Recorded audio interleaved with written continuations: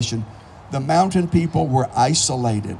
The coming of the railroad was the largest thing that could have happened. When the legislature passed the law to create the Western North Carolina Railroad, they talked about leaving Salisbury, which was where the crescent of the main North Carolina Railroad existed, leaving Salisbury and heading west to a point on the French Broad.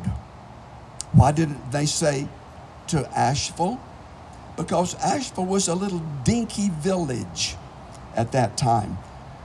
People never heard of Asheville in the 1850s when that legislation was passed.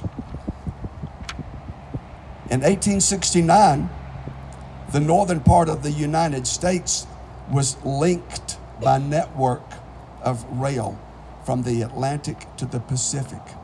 And yet in North Carolina, we couldn't even go from Wilmington to the Tennessee border on railroad. We could go as far as Old Fort, and that's where it stopped.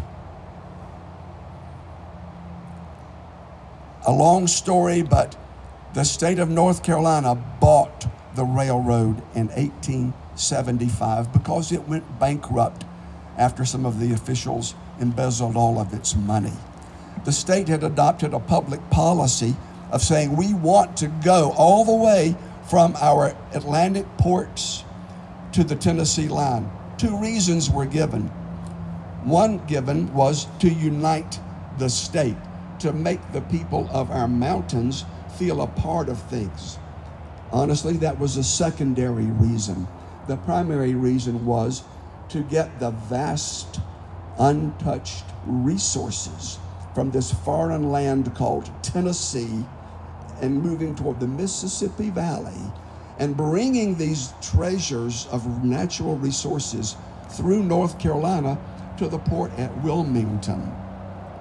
The people of Wilmington raised money for the rails coming up this mountain because they knew not only was it nice to do that, but it would help get them business at their ports.